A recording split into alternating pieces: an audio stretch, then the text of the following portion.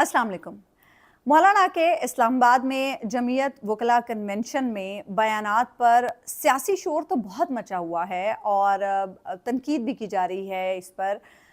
वो इससे पहले भी की जा रही थी जब मौलाना ने पाक फ़ौज के जवानों की तनख्वाह और शहादत के मामले पर बयान दिया था, लेकिन कानूनी तौर पर इस पे कोई चाराजोई नहीं की जा रही है। कोई कानूनी तौर पर इस महाज पर मुकम्मल हमें खामोशी नज़र आ रही है।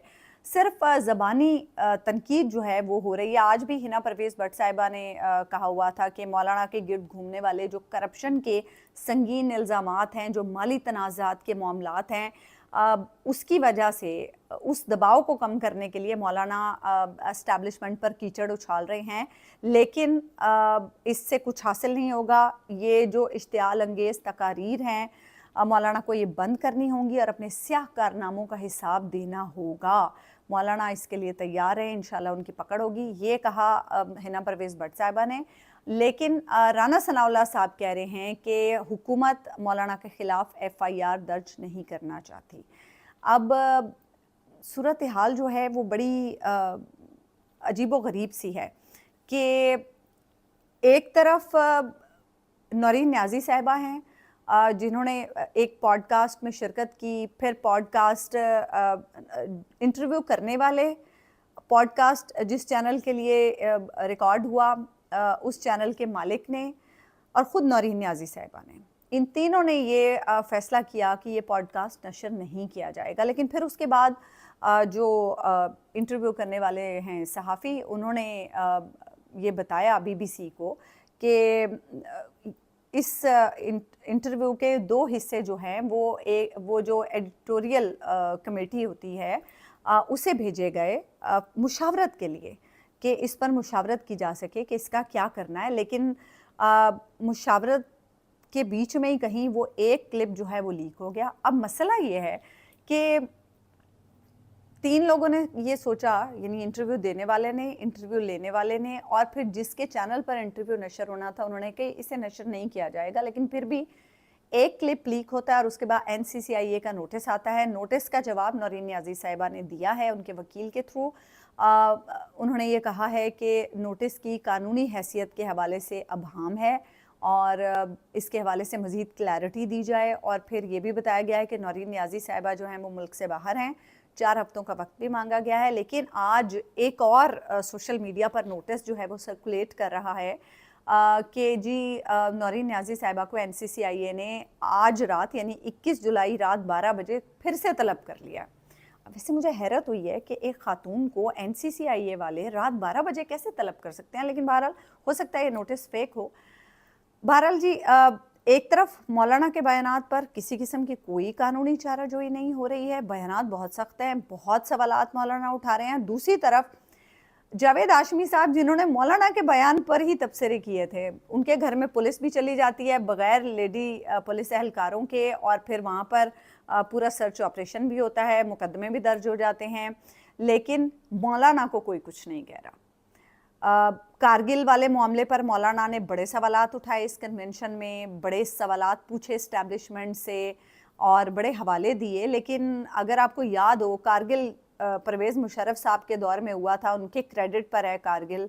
तो परवेज़ मुशर्रफ साहब को बावर्दी सदर बनाने में मदद किसने की? मौलाना ने। परवेज़ मुशर्रफ साहब को इम्यूनिटी किसने दिलाई? मौलाना ने। कि ना तो कारगिल के मामले पे, ना किसी और मामले पे, नवाज शरीफ की हुकूमत गिराने के मामले पे न परवेज़ मुशर्रफ का कोई एहतसाब नहीं हो सकेगा। इसमें हेल्प किसने किया? मौलाना ने। क्योंकि उस वक्त फिर बाद में मौलाना को अपोजिशन लीडर का ओहदा मिला 2002 में MMA जब बनी, तो उसके बाद मौलाना चाहते तो एहतसाब हो सकता था, फिर कारगिल का उसी वक्त सवाल उठाते और उसी वक्त हिसाब मांगते जिसने कारगिल किया था। लेकिन उस वक्त तो मौलाना ने असम्बली में अपोजिशन लीडर का ओहदा लेना ज़्यादा पसंद किया। तो आज भी लोग यही सवाल उठा रहे हैं कि आज मौलाना का मकसद क्या है, क्योंकि हमेशा से ये रविश रही है कि मौलाना सख्त और तल्ख लबो लहजा अपनाते हैं और फिर उसका मकसद होता है कि मौलाना ने अपने कुछ गोल्स हैं जो हासिल करने हैं। तो आज वो क्या गोल्स हैं जो मौलाना हासिल करना चाहते हैं, میرا بھی یہی ماننا ہے کہ مولانا جو ہیں وہ رانگ نمبر ہے. جو ایک کچھ لوگوں کو لگ رہا ہے کہ مولانا جو ہیں شاید وہ جو سیاسی سپیس جو ایک اپوزیشن والی سپیس پاکستان تحریک انصاف نے چھوڑ دی ہے، مولانا اسے کیپچر کر لیں گے اس طرح سے.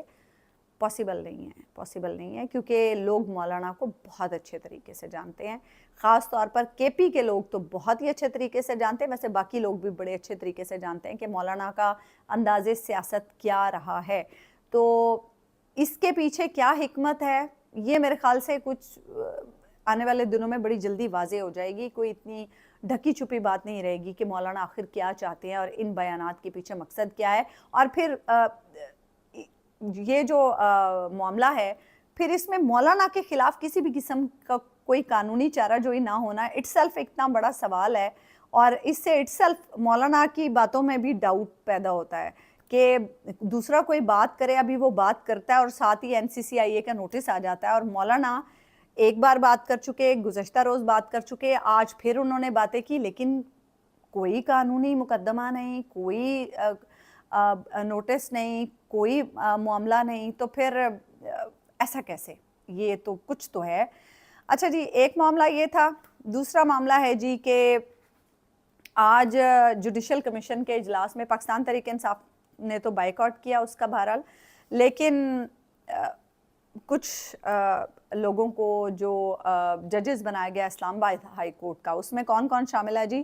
شاہ رخ ارجمن اسلام آباد ہائی کورٹ کے جج بن گئے. یہ وہ جج صاحب ہیں جنہوں نے عمران خان اور بشرا بی بی کو توشہ خانہ 2 میں سزا سنائی تھی.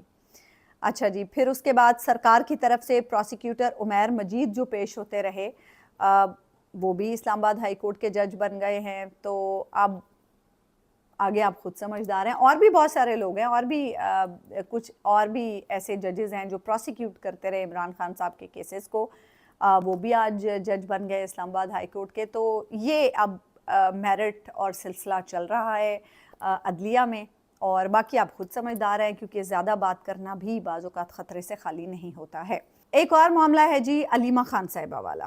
اچھا جی، علیمہ خان صاحبہ نے کل آزادی یا شہادت جد و جہد کا آغاز کر دیا ہے اور اڈیالہ کی طرف انہوں نے مارچ کا اندیا بھی دیا ہے. بڑا اچھا رسپانس مل رہا ہے علیمہ خان صاحبہ کو. لیکن اب سوال یہ ہے کہ کیا یہ جو ایک اسٹریٹ موومنٹ آپ کہہ لیں، یا یہ جو ایک ریلیوں اور جلسوں یا لوگوں کو موبلائز کرنے کا ایک سلسلہ جو ہے، کیا یہ علیمہ خان صاحبہ تک ہی رہے گا یا دیگر جو پارٹی قیادت ہے وہ بھی اس میں انوالو ہوگی؟ کیونکہ محسوس ایسا ہوتا ہے کہ جس طرح سے پارٹی نے یہ فیصلہ کیا کہ ہم 5 اگست کو صرف ایک روزہ احتجاج کریں گے، تو اس سے ایسا محسوس ہوتا ہے کہ پارٹی کی جو قیادت ہے وہ شاید علیمہ خان صاحبہ کی طرح نہیں چاہ رہی ہے کہ وہ اس طرح کا کوئی سلسلہ شروع کرے جو مسلسل ہو. وہ شاید ایک روزہ بس احتجاج تک رہنا چاہتے ہیں اور پھر اس کو ختم کرنا چاہتے ہیں. اس کی ریزن یہ ہے کہ شاید انہیں یہ لگتا ہے کہ بات چیت اگر کرنی ہے کسی معاملے میں تو پھر یہ مسلسل احتجاج جو ہے وہ کارگر ثابت نہیں ہوگا. اچھا جی، اب لیٹ سی، کیونکہ علیمہ خان صاحبہ نے احتجاج شروع کیا اور پھر یہ بھی تھا ممکنہ طور پر کہ نورین نیازی صاحبہ جو ہیں وہ پنجاب میں اگر اس طرح کی کوئی ایکٹیویٹی ہوتی ہے تو اسے لیڈ کریں، کیونکہ علیمہ خان صاحبہ فی الحال کے پی سائڈ پہ لیڈ کر رہی ہیں.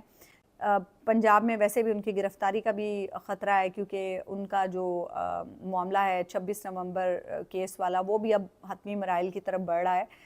تو ایسے میں بہنوں پر ٹارگٹ، یقیناً بہنوں کو ٹارگٹ کیا جائے گا اور کافی شدت سے کیا جائے گا. نورین نیازی صاحبہ والا معاملہ ہم نے دیکھ لیا ہے اور ایسا لگ رہا ہے کہ باہر سے تو ٹارگٹ کیا جائے گا، اندر سے بھی شاید کیا جائے اور بڑی زور و شور سے کیا جائے. یہ تحریک انصاف والے زیادہ بہتر انداز سے سمجھ سکتے ہیں.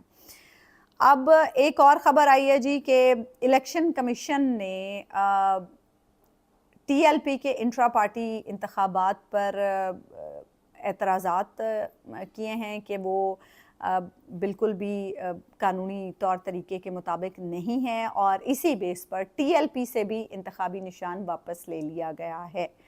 तो जी पीटीआई के बाद अब टीएलपी से भी उनका इंतखाबी निशान वापस ले लिया गया है।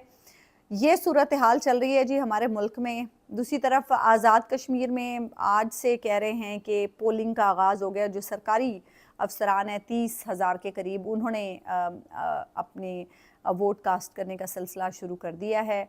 लेकिन आज़ाद कश्मीर में हमें इंतखाबात के हवाले से जो एक्टिविटी होती है वो नज़र नहीं आ रही है। बहुत सारे लोग इस बारे में ये बता रहे हैं, अगरचे वहाँ पे मीडिया को बहुत ज़्यादा कवरेज वगैरह नहीं कर पा रहा है, और ख़ैर मीडिया वैसे ही ब्लैकआउट कर देता है इस तरह की चीज़ों को तो। लेकिन जो सोशल मीडिया पर हम देख रहे हैं उसमें बताया जा रहा है साफ कि एक्टिविटी, पॉलिटिकल एक्टिविटी वहाँ पर उस तरह से, ख़ास तौर पे इंतखाबी एक्टिविटी जो है, इलेक्शन के हवाले से जो एक्टिविटी है वो बिल्कुल ना होने के बराबर है। और उम्मीदवारों को लोग जो हैं, ख़वातीन ही वहाँ पर जो हैं वो मुस्लिम लीग नून और पीपल्स पार्टी के उम्मीदवारों को अपनी कैंपेन चलाने नहीं दे रही थी। तो अब इस सारे माहौल में इलेक्शन किस तरह से होते हैं, ये अब एक देखने की बात है कि क्या होता है उसमें और किस तरह से वहाँ पर इलेक्शन होते हैं। बात सिर्फ इतनी सी है कि ये सारे मामलात अपनी तरफ अपनी जगह पर हैं, अवाम परेशान हैं। बलूचिस्तान में दहशतगर्दी है, खैबर पख्तूनख्वा में दहशतगर्दी है, फिर कश्मीर में हालात ठीक नहीं हैं, वहाँ पर इंतखाबात भी होने हैं, मईशत का हाल बुरा है, पेट्रोल के मामले पर आपने अवाम को उठाकर पेट्रोलियम कंपनीज़ पे छोड़ दिया है और बिल्कुल ही आप उसमें से ख़ुद निकल गए हैं। वो रोज़ाना का जो निज़ाम है वो आज से नाफिज हो जाएगा और कल सुबह से हर रोज़ एक नई कीमत आएगी। अब अवाम इस पर बड़े परेशान हैं कि होगा क्या। हर रोज़ अब यही एक स्ट्रेस रहेगा कि पता नहीं कल पेट्रोल की क्या नई कीमत आने वाली है। तो एक रोज़ की एक मुसीबत अवाम के गले इस हुकूमत ने डाल दी है। वैसे तो ये हुकूमत खुद इटसेल्फ अवाम के लिए एक मुसीबत बनी हुई है, लेकिन इस सारी सूरत हाल में एक और परेशान कुन जो चीज़ है वो जो होने जा रही है, अल्लाह ना करे और अल्लाह ताला हमें महफूज रखे, हमारे सब पाकिस्तानियों को महफूज रखे। लेकिन मॉनसून का आगाज़ हो चुका है, बारिशें शुरू हो चुकी हैं मुल्क के मुख्तलिफ़ इलाकों में, और हम देख रहे हैं मकबूजा कश्मीर में बहुत शदीद बारिशें हो रही हैं, फिर भारत में शदीद बारिशें हो रही हैं। और ऐसे में आपको पता है भारत की तरफ से वो दरियाओं में फिर पानी जब ज़्यादा आता है तो भारत उस पानी का रुख पाकिस्तान की तरफ मोड़ देता है। तो मकबूजा कश्मीर में जब बारिशें आती हैं फिर ज़ाहिर सी बात है वहाँ से भी पानी जो है वो हमारी तरफ ही आता है। तो इस सूरत हाल में सैलाबी जो सूरत हाल है उसका ख़तरा बहुत ज़्यादा है और ज़ाहिर भी किया जा रहा है। लेकिन हमारी हुकूमत जो है वो सोई हुई है। किसी किस्म के आप बता दें कि इस हुकूमत ने इक़दामात किए हों सैलाब को रोकने के हवाले से।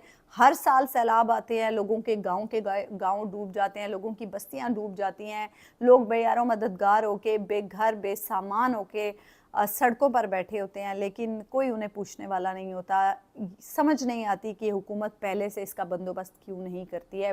गो के कुदरती आफत है, इससे निपटना बहुत मुश्किल होता है, लेकिन कम से कम इंतज़ामात किए जा सकते हैं। लोगों को आगाही के हवाले से एक प्रॉपर एक सिस्टम कायम किया जा सकता है, जो अभी तक मुझे तो नज़र नहीं आ रहा है। और इस तरफ तवज्जो भी नहीं है। तवज्जो किधर है? कश्मीर में इंतखाबात की तरफ। तवज्जो किधर है? मुखालिफिन को दबाने की तरफ। तवज्जो किधर है? अपनी बस ये शेखियाँ बिगाड़ने की तरफ कि हमारा तो जी 1 पेज है, इंटरनेशनली हमें ये कामयाबियाँ मिल रही हैं, हमने ये अचीव कर लिया है, हमारी हुकूमत ने कामयाबियों के झंडे गाड़ दिए हैं और ये हो गया और वो गया। लेकिन जो असल अवामी मसाइल हैं उनकी तरफ बिल्कुल कोई तवज्जो नहीं है, और ये एक बड़ी दिल आज़ारी वाली बात और बड़ी परेशानी वाली बात है। बहरहाल ये थी आज की सूरत हाल। आपसे मुलाकात होगी इंशाल्लाह कल। अल्लाह निगहबान।